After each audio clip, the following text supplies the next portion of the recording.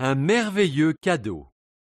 Des Juifs venus du monde entier se trouvaient à Jérusalem pour fêter la Pentecôte. Les disciples de Jésus étaient là eux aussi. Ils attendaient le cadeau que Jésus leur avait promis. Quelques jours plus tard, pendant la fête, Dieu envoya le Saint-Esprit. Tout commença avec un bruit. C'était comme si un vent puissant remplissait la maison où les disciples étaient réunis. Ensuite, ce fut comme du feu qui descendit sur chacun d'eux, et le Saint-Esprit les remplit tous et leur donna le pouvoir de parler en différentes langues.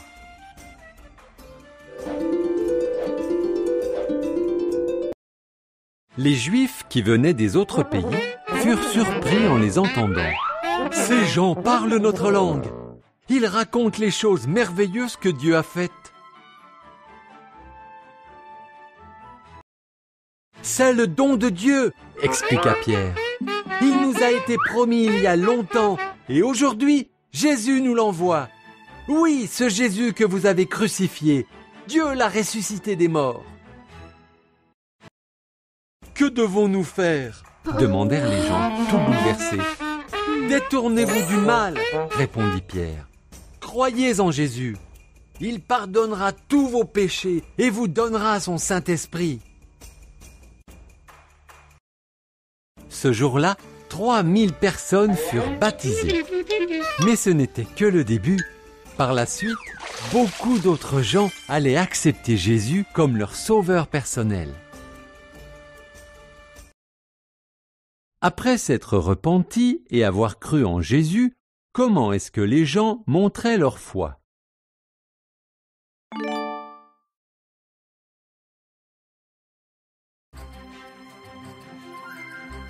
Ni argent, ni or. Pierre et Jean allaient au temple. À la belle porte, il y avait un pauvre mendiant qui était paralysé depuis sa naissance. Il demandait de l'argent aux passants.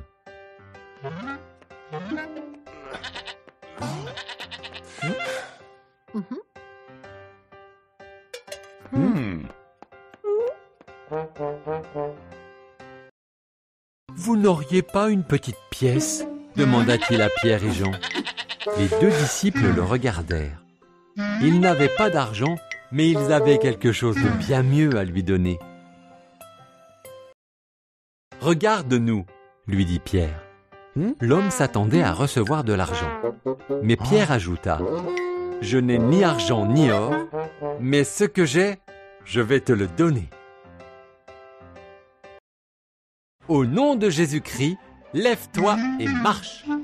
Pierre prit l'homme par la main. Ses pieds et ses chevilles se raffermirent. Il se leva et marcha.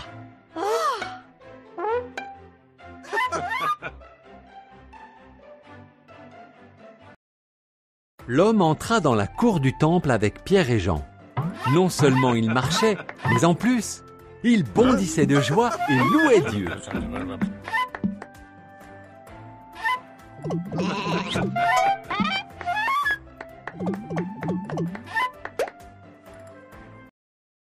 Les gens s'étonnaient. Ils avaient souvent vu cet homme à la porte et savaient que c'était un infirme de naissance. Et maintenant, il était là, en train de marcher, sauter et louer Dieu. Quel miracle! Pierre expliqua aux gens par quel pouvoir l'homme avait été guéri. Il leur parla de Jésus. Après l'avoir écouté, beaucoup de personnes décidèrent de suivre Jésus.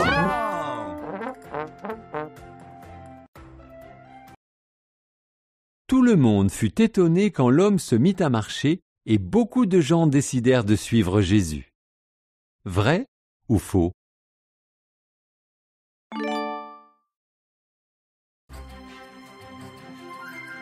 Un ennemi changé en ami. Saul était un religieux, un pharisien.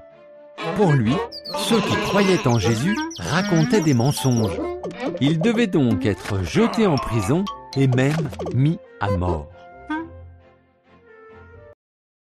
Saul était en route pour Damas afin d'arrêter les disciples de Jésus. Tout à coup, une grande lumière l'entoura. il tomba à terre. Une voix lui dit « Saul, pourquoi me persécutes-tu » ? « Qui es-tu » demanda Saul. La voix répondit « Je suis Jésus, celui à qui tu veux faire du mal. Va à Damas, là on te dira ce que tu dois faire. » Saul se releva. Il ne pouvait plus rien voir. Ses amis l'emmenèrent à Damas. Saul attendit dans une maison pendant 3 jours sans manger ni boire.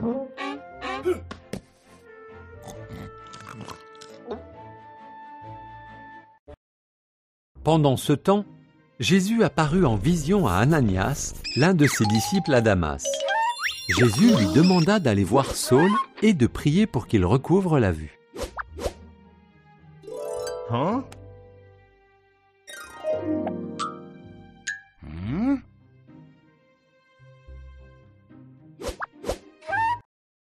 Mais Saul veut faire du mal à tes disciples, dit Ananias en tremblant. Je sais, dit Jésus, mais je l'ai choisi pour faire connaître mon nom dans le monde entier.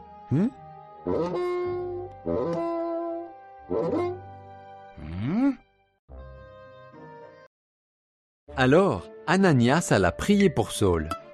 Il lui dit « Jésus m'a envoyé pour que tu puisses voir à nouveau et que tu sois rempli du Saint-Esprit. » Aussitôt, Saul recouvra la vue, puis il fut baptisé.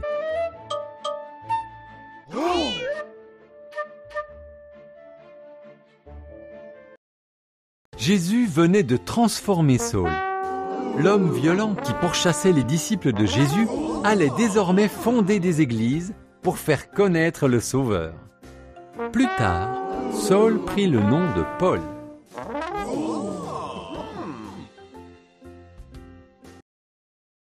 Jésus a changé la vie de Saul qui a pris le nom de Paul. Vrai ou faux?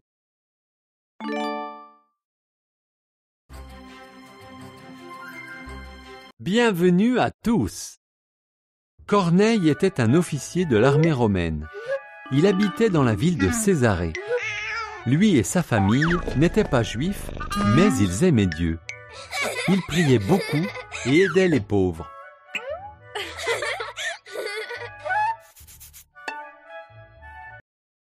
Corneille eut une vision. Un ange lui dit « Dieu a entendu tes prières. Il a vu ce que tu fais pour les pauvres. Envoie des hommes à Jaffa pour chercher Pierre et l'amener ici. » Corneille obéit. Le lendemain, à Jaffa, Pierre eut aussi une vision pendant qu'il priait sur le toit de la maison. Il vit descendre du ciel une grande nappe remplie d'animaux. Une voix lui dit « Pierre, tue et mange. » C'étaient des animaux que les Juifs n'avaient pas le droit de manger. « Je ne peux pas les manger, » dit Pierre. Mais la voix lui répondit « Si je te le dis, c'est que tu peux les manger. » Au même moment, les messagers de Corneille arrivèrent pour conduire Pierre à Césarée. Corneille avait invité chez lui sa famille et des amis. Ils étaient tous impatients d'entendre Pierre. « Dieu m'a montré dans une vision qu'il accepte les gens de tous les peuples. Oui, Dieu a envoyé Jésus pour le monde entier. Jésus est le Seigneur de tous. Il a guéri les malades et délivré les malheureux.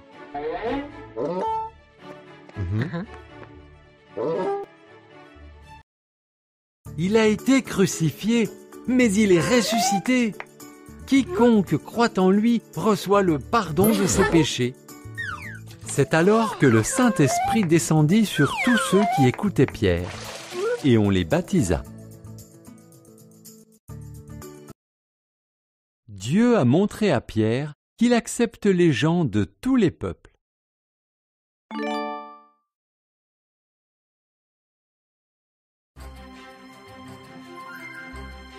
En mission pour Jésus. Dieu voulait que Paul parle de Jésus aux non-juifs. Paul fit donc 3 voyages et passa par la Syrie, la Turquie et la Grèce. Beaucoup de gens crurent en Jésus et de nombreuses églises furent créées. Ah. Mhm.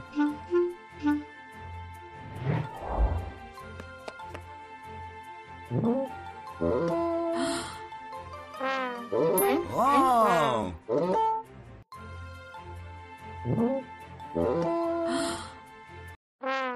Des années après, Paul retourna à Jérusalem.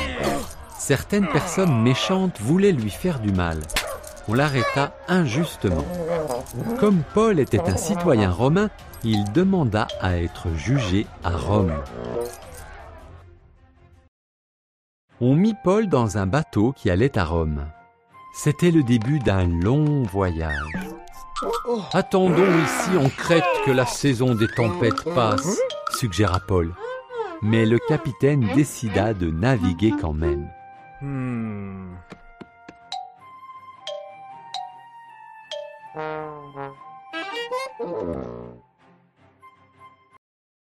Une énorme tempête se leva. Il n'y avait plus d'espoir. Mais un ange dit à Paul que tout le monde arriverait sain et sauf à Rome. Paul en informa l'équipage, les soldats et les autres prisonniers. L'équipage voulait quitter le navire et abandonner les autres passagers. Paul les avertit. « Vous ne survivrez que si tout le monde reste à bord. » Le bateau fit naufrage près de l'île de Malte. Pour empêcher Paul et les autres prisonniers de s'échapper à la nage, les soldats romains voulaient les tuer. Heureusement, leur chef aimait bien Paul et il leur ordonna d'épargner les prisonniers. Ils atteignirent finalement le rivage. Comme Paul l'avait dit, tout le monde était vivant. Le gouverneur de l'île les invita chez lui. Son père était malade. Paul pria pour lui et Dieu le guérit.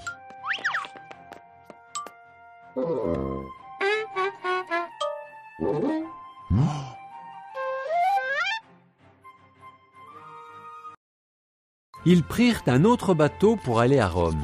Là, Paul fut retenu captif dans une maison.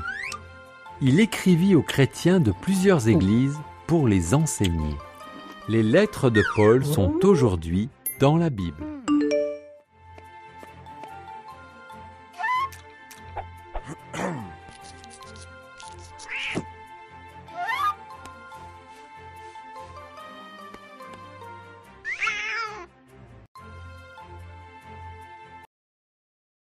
Pendant qu'il était à Rome, Paul a écrit des lettres pour enseigner les églises. Vrai ou faux?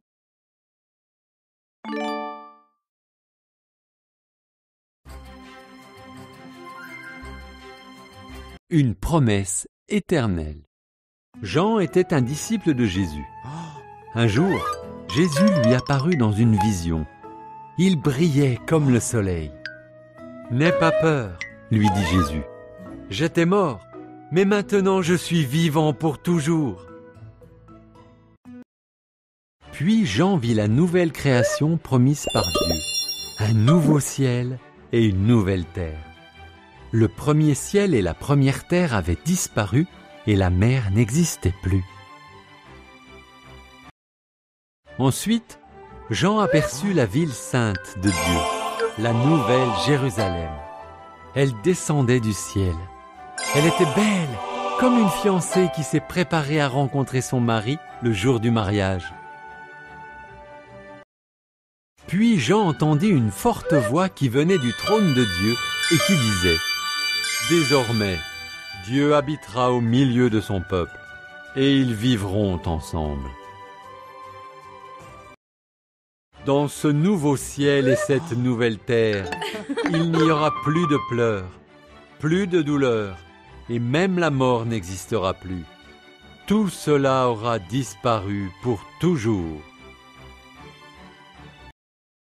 La voix qui venait du trône ajouta « Je suis le commencement et la fin. Si quelqu'un a soif et qu'il vient à moi, je lui donnerai de l'eau de la vie, gratuitement. » Regarde, je fais toutes choses nouvelles. Ce nouveau monde sera pour mes enfants, ceux qui me sont fidèles. C'est la vérité, tu peux le croire. Le nouveau monde sera pour tous ceux qui croient en Jésus et qui lui sont fidèles. Vrai ou faux?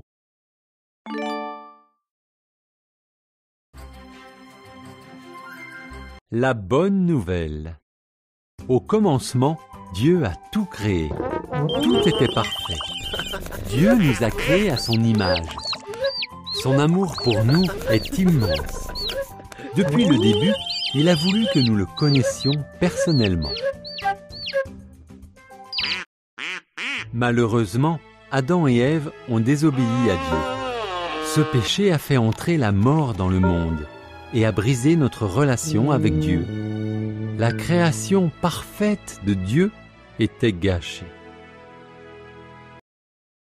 Le péché s'est répandu sur toute la terre. Oui, nous sommes tous pécheurs. Et la conséquence du péché, c'est la mort. Malgré cela, Dieu n'a jamais cessé de nous aimer. Il avait prévu une solution. Dieu nous a tellement aimés qu'il a envoyé son Fils Jésus dans le monde. Le péché a brisé notre relation avec Dieu, mais Jésus est venu pour la réparer. Jésus a guéri les malades et a fait beaucoup de miracles. Il a accueilli ceux qui étaient rejetés. Il a parlé de l'amour de Dieu, mais bien plus, il a prouvé son grand amour pour nous. Jésus n'a jamais péché. Il était parfait. Mais par amour pour nous et à cause de nos péchés, il est mort sur une croix. Ainsi, 3 jours après, Jésus est ressuscité.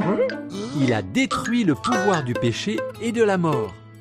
Il a passé du temps à enseigner ses disciples. Puis il est monté au ciel. Maintenant, Jésus vit pour toujours. Jésus ne nous a pas laissés seuls. Il a envoyé son Saint-Esprit, un merveilleux cadeau pour tous ceux qui croient en lui. Le Saint-Esprit nous aide à vivre comme Dieu l'avait prévu au commencement. Un jour, Jésus va revenir. Puis Dieu créera un nouveau ciel et une nouvelle terre. Tout redeviendra parfait. Et ceux qui croient en Jésus vivront avec lui pour toujours. Sais-tu que cette histoire te concerne? Dieu t'aime. Tu es unique pour lui. Aujourd'hui, tu peux vivre une vraie relation avec Dieu si tu crois en Jésus et que tu deviens son disciple. Le veux-tu?